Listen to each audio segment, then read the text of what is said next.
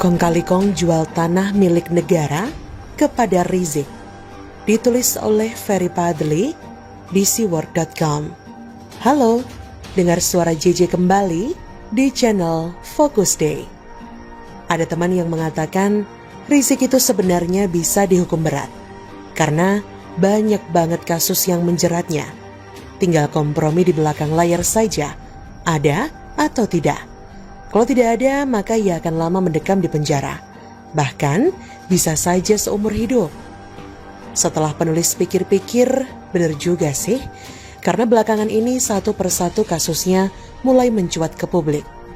Mulai dari chat asusila, melakukan pelecehan terhadap budaya Sunda, menista agama Kristen, menghina profesi hansip, menyebarkan hoaks berita bohong, di uang 100.000 ada gambar Palu Arit, hingga yang teranyar, yang turut mengantarkannya ke penjara, yakni memprovokasi massa untuk membuat kerumunan di masa PSBB.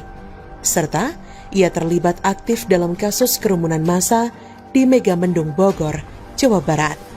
Melihat rekam jejaknya yang buruk seperti itu, memang orang ini sangat-sangat tidak layak disebut imam besar.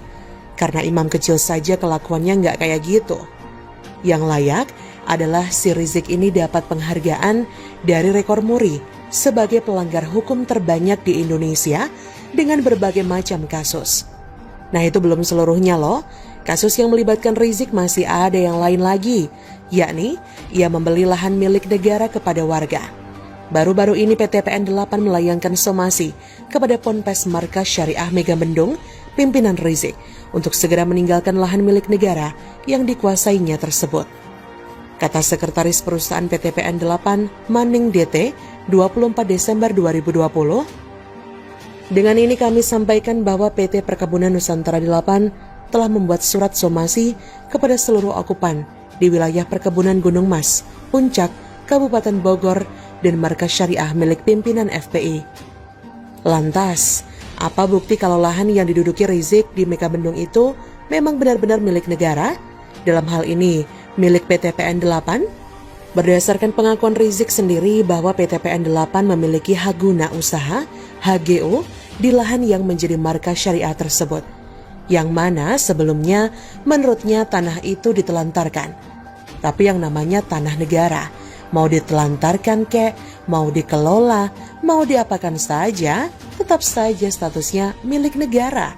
Gak boleh dikuasain oleh orang lain, apalagi oleh kadrun yang suka banget menjelek-jelekan pemerintah.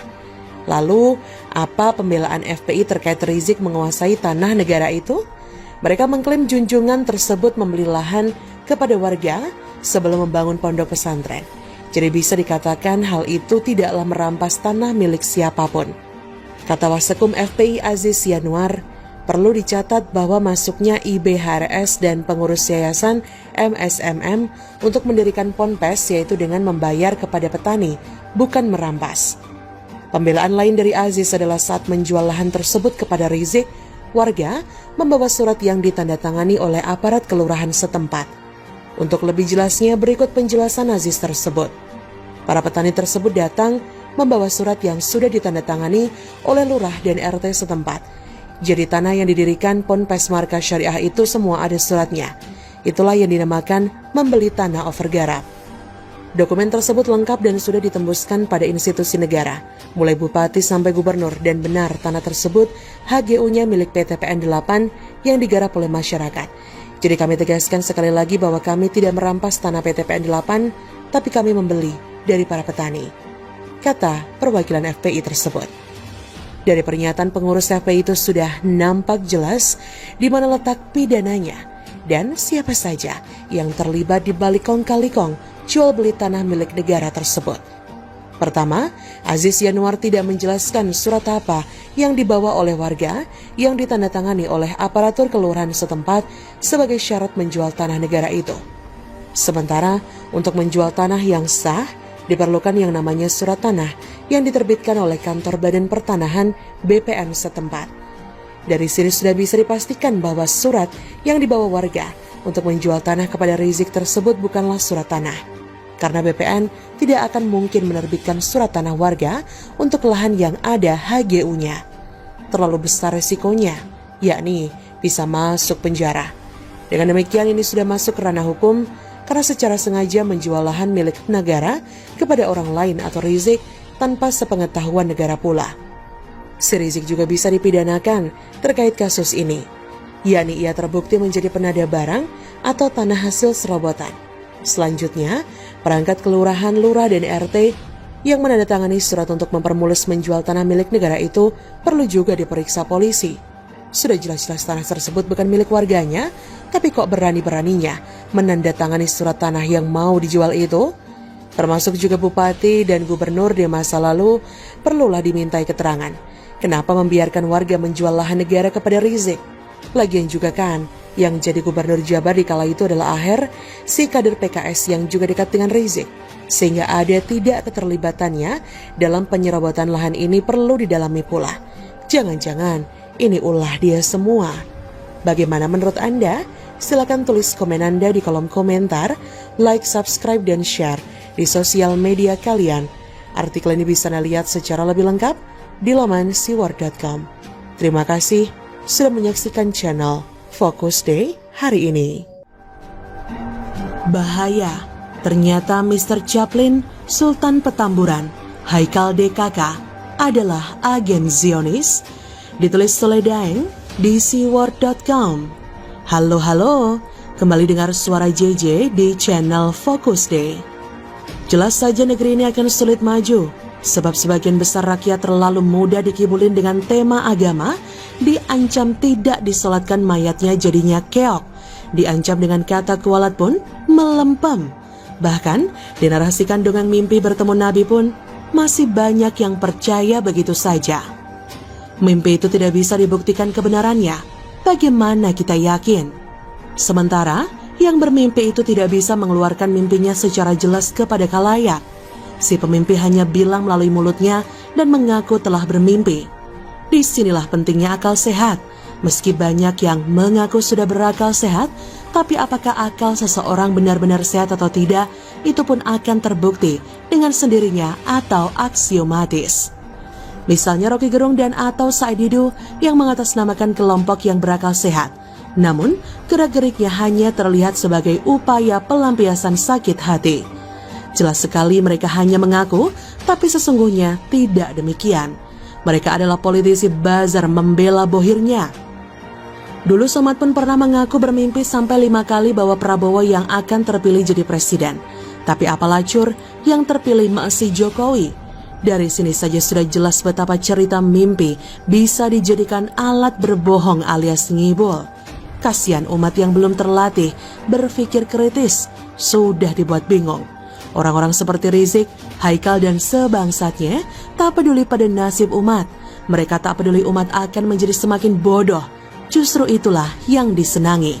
Karena dengan memelihara kebodohan umat, mereka bisa leluasa mementaskan kekuatan massa. Hanya orang-orang bodoh yang bisa digiring-giring membela kriminal. Orang cerdas pasti akan sibuk berkarya, tidak sibuk berdemo. Menjadi cerdas adalah pilihan yang tepat dalam memajukan negeri ini. Namun, menjadi dungu atau bodoh karena mabuk agama adalah bentuk ketidaksyukuran seseorang diciptakan sebagai manusia. Karena hanya manusia makhluk yang cerdas, sedangkan yang tidak cerdas tapi tubuhnya berbentuk manusia, maka perlu dipertanyakan kemanusiaannya. Jangan-jangan itu makhluk jelmaan, maka tak heran kalau suka percaya dengan mimpi-mimpi yang tidak bisa dibuktikan kebenarannya. Persoalan seperti ini terjadi sudah sejak lama. Ada upaya yang sistematis dilakukan oleh orang-orang jahil itu. Para makhluk jahil itu sudah tahu betul bagaimana dahsyatnya agama yang sejati. Dengan agama sejati, seseorang yang memeluknya tak mudah diombang-ambingkan opini dan tidak mudah jadi baper. Dan tentu saja tidak mudah menjadi makhluk yang bernama kadrun. Kadrun itu menjadikan agama sebagai topeng saja. Dengan topeng agama mereka sangat pede berbuat onar. Kalau topeng agamanya dibuka, jelas saja mereka mirip seperti para preman pasar yang bau amis. Para kadrun dengan topeng agama terlihat agak berwibawa sedikit. Namun bagaimanapun topeng itu digunakan, tetap saja aslinya terkuak. Kebenaran itu tak bisa diumpetin atau disembunyikan. Matahari tetap jelas cahayanya meskipun ditutupi oleh berbagai penghalang. Agama sejati itu adalah agama yang sejalan dengan filsafat atau logika cara berpikir benar. Sedangkan agama abal-abal yang sudah lama digunakan oleh makhluk kadrun itu atau sebangsanya telah memisahkan agama dengan filsafat atau logika. Tidak heran kalau orang seperti Felix Xiao HTI berkata tak perlu akal untuk memahami Al-Quran. Ini sama saja tak perlu menggunakan akal dalam beragama. Lantas, kalau agama bukan untuk orang berakal, maka agama untuk hewan yang tak punya akal? Dari core model seperti itulah yang melahirkan makhluk-makhluk buas mabuk agama. Tak heran mereka bangga teriak takbir sambil mencaci maki dan berkata-kata kasar. Bahkan serasa menikmati kata lonte dengan masyuknya. Mereka mengaku orang beragama yang penuh rahmatan lil alamin, namun membawa senjata tajam dan pistol menyerang polisi. Bahkan mereka gemar persekusi.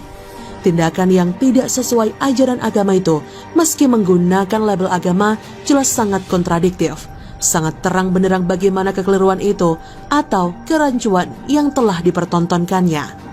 Rizik dalam hal ini jelas telah berhasil memanfaatkan kedunguan umat. Dengan kedunguan umat yang membela Rizik, umat pun menjadi terhina meski masih pede. Karena bagaimana bisa ada rasa malu pada orang bodoh bebal alias dungu murakab? Tidak ada orang bodoh yang merasa malu atau merasa dirinya telah salah. Maka tak heran kalau makhluk yang berideologi kadrun ini tetap ngeyel dan sok paling benar. Karena saking bodohnya, para kadrun yang telah jadi korban doktrin ini rela mati di jalan tol dengan sia-sia. Bagaimana menurut Anda? Silakan tulis komen Anda di kolom komentar, like, subscribe, dan share di sosial media kalian. Artikel ini bisa Anda lihat secara lebih lengkap di laman siwar.com. Terima kasih sudah menyaksikan channel Focus Day hari ini.